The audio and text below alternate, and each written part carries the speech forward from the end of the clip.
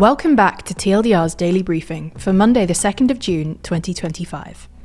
In today's episode, we cover Poland's presidential election, the US-China trade dispute, and the UK's defence plans. But first, Ukraine strikes Russia. On Sunday, it was reported that Ukraine had conducted its largest long-range attack on Russia since the full-scale invasion began in 2022. The attack was conducted by Ukraine's security service and was successful in destroying more than 40 planes within Russian territory. The attacks were coordinated and took place in 5 regions. The impressive feat for the Ukrainians here is that some of these targets weren't even in the west of Russia, near the border with Ukraine. Some were far to the east, thousands of miles from the border. The operation was a complex one, planned for a total of 18 months, and involved a total of 117 drones being smuggled across Russia in lorries. These drones were then released and attacked the planes in a so-called spiderweb operation. The SBU, the Ukrainian security forces, have claimed that the attack destroyed some strategic nuclear-capable bombers, including the Tu-95 and Tu-22M3. This alone represents a massive blow to Russia's nuclear capabilities and, when combined with the other aircraft that were destroyed, represents a huge reduction in Russia's ability to strike Ukraine from a distance.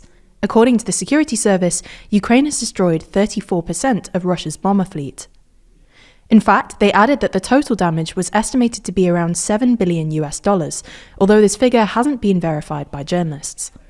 In response, the Russian President Vladimir Putin authorized a massive aerial assault on Ukraine on Sunday night. Ukrainian authorities claim that a total of 472 drones and 7 ballistic and cruise missiles were involved in the attack, which would make it the single largest Russian drone attack so far. This attack reportedly killed 12 and injured 60 Ukrainian service members. All of this has happened against the backdrop of ongoing peace negotiations.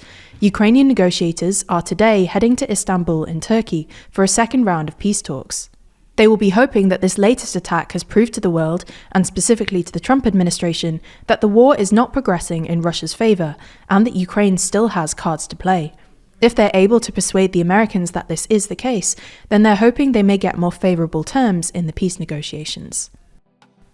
You're listening to TLDR's Daily Briefing. If you want more explainers on what's happening in the world, then you should check out TLDR's other channels. Today, we released videos on the Polish election and why China is both rich and poor. You can find those videos linked in the description or show notes for this episode, or by searching for TLDR on YouTube or Nebula.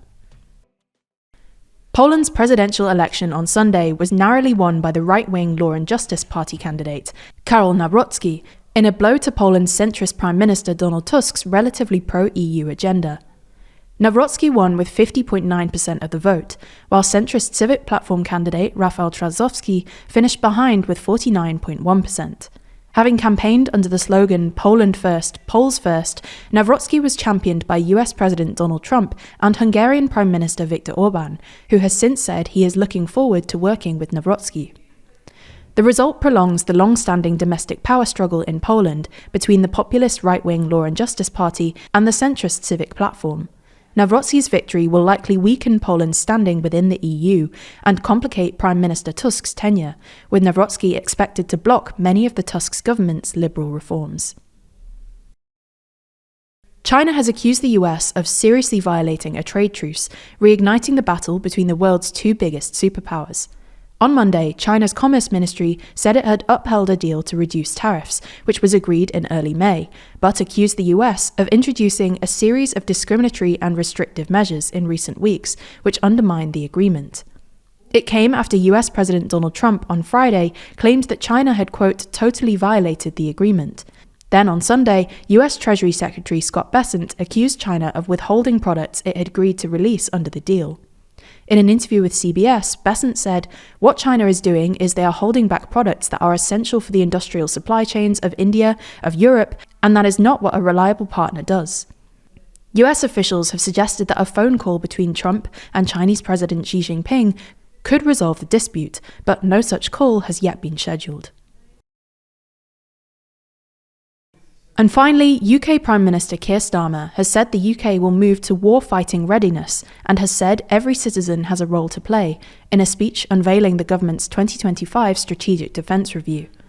Announcing plans to build up to 12 new attack submarines, Starmer said the UK will accelerate innovation at a wartime pace and added it cannot ignore the threat that Russia poses. The announcement was welcomed by NATO Secretary-General Mark Rutte, who echoed Starmer's words, calling it a NATO-first strategy. That's all for today. We'll be back with you tomorrow, so make sure you're subscribed wherever you listen. In the meantime, if you want to keep up on all the TLDR content we've released across our channels, you can subscribe to our new weekly newsletter, published every Friday. And you can do so by clicking the link in the description. This was a TLDR news production, hosted by Georgina Findlay, written by Ben Blissett and Georgina Findlay, and produced by Scarlett Watchorn. Thanks for listening, and we'll be back again tomorrow.